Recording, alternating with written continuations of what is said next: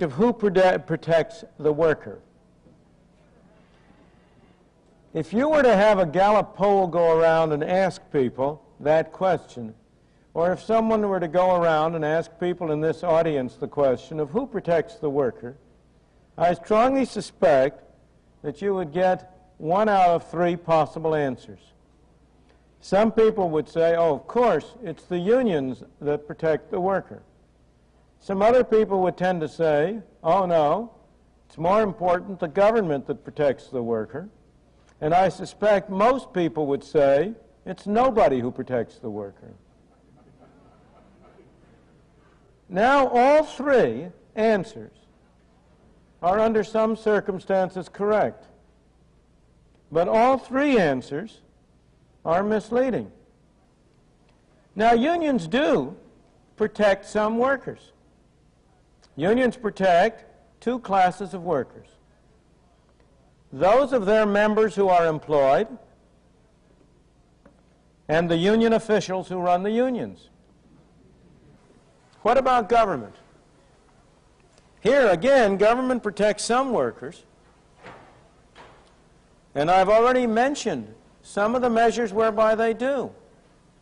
All of these measures which strengthen unions, such as the Walsh-Healy-Davis-Bacon Act, such as licensing, such as minimum wage laws, are all governmental measures which do protect some workers by strengthening the unions. Again, the high-paid workers, not the low-paid ones. In addition, the government also protects government workers.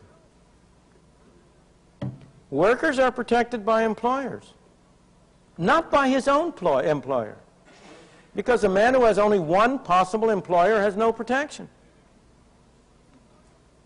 The employers who protect a worker are the people who would like to hire him, but for whom he doesn't work. The real protection that a worker gets is the existence of more than one possible employer. That's what gives him freedom. That's what enables him to get the full value of his services. It's competition.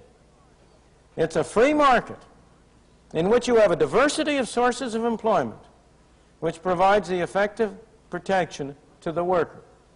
So in every area, what protects the worker, what protects the employer, what protects the consumer is always the existence of variety and alternatives.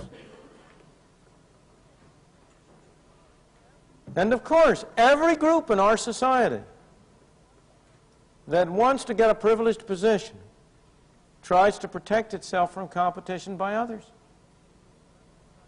The workers try to protect themselves from competition from other employees by forming unions, getting government licensure, having arrangements under which they can limit the number of people who can get certain kinds of jobs. Producers try to get protection against competition by having employers' organizations, forming monopolies, cartels, or by getting the government to impose tariffs or restrictions on imports, or to give them special advantages of other kinds. So all of us, we're all of us the same way. We want to avoid competition. And yet it is a competition that effectively protects us in our various forms. It protects the worker by providing alternative opportunities for employment. It protects the employer by providing alternative employees. It protects the consumer by providing alternative products. So the conclusion, which I would suggest to you,